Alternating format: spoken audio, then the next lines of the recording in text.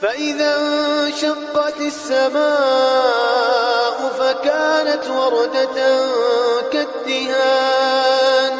فبأي آلاء ربكما تكذبان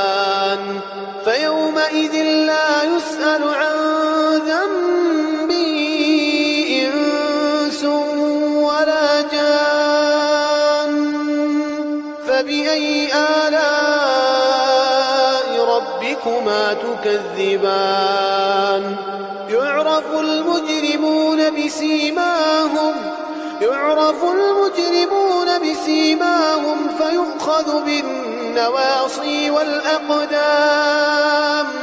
فبأي آلاء ربكما تكذبان